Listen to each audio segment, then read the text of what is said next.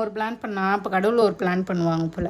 இன்றைக்கி வந்து சண்டே, நாளைக்கு ஃபஸ்ட் டே ஸ்கூலு பப்பு குட்டாக்கு 10 days லீவ் கழிச்சு எல்லா ஹோம்ஒர்க்கு இன்றைக்கி தான் கடைசி நாளில் தான் ஹோம்ஒர்க் எழுதுறது, ட்ரெஸ் அயன் பண்ணுறது, எல்லா வேலையும் இன்றைக்கி தான் இழுத்து போட்டு செய்கிறதா இருக்குது.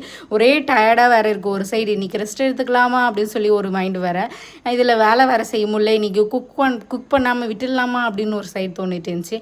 நான்வெஜ் எதாவது செய்யலாம் அப்படின்னு தோணுச்சு. சரி ப்ரான் பிரியாணி செய்யலாம் அப்படின்னு பார்த்தா கடைசியாக பிளான் சொதப்பிடுச்சு. சரி ஈஸியாக லைட் ஃபுட்டாக எடுத்துக்கலாம், ஏதாச்சும் வெளில வாங்கி சாப்பிட்டுட்டு நாளைக்கு ஸ்கூல் போக முடியாமல் போயிட போகுது அப்படின்னு சொல்லிட்டு முடிவு பண்ணி கடைசியாக மிளகா கிள்ளி சாம்பாரோ சிக்கன் ஃப்ரை வச்சு முடிச்சிட்டோம். நைட்டு சீக்கிரமாக போய் படுக்கிறது, ஹோம்ஒர்க்கு முடிக்கிறது, எல்லா ட்ரெஸ்ஸும் எடுத்து வைக்கிறது, எல்லா திங்ஸும் எடுத்து வைக்கிறது, ரெடியாக ஸ்கூல் போகிறான் அப்படின்னு சொல்லிட்டு எல்லாத்தையும் ரெடி பண்ணியாச்சு. காலைல ஏஞ்சி கிளம்பியாச்சு. அழுதுகிட்டே கிளம்புறான். சரி ரொம்ப நாள் கழிச்சு போகிறானே, அதனால தான் இவன் போக மாட்டேறான் அப்படின்னு நினச்சி நானும் கிளப்பி விட்டுட்டேன் எப்படியோ. அதுக்கப்புறம் போனதுக்கப்புறம் சரி ஷாப்பிங் போகலான்னு சொல்லிட்டு எங்கள் அம்மா கூப்பிட்டு வந்தாங்க. அதனால் கிளம்பி போயிட்டேன். கொஞ்ச நேரம் கழிச்சு கால் பண்ணுறாங்க, இந்த மாதிரி வந்து பாப்பாவுக்கு ஃபீவரு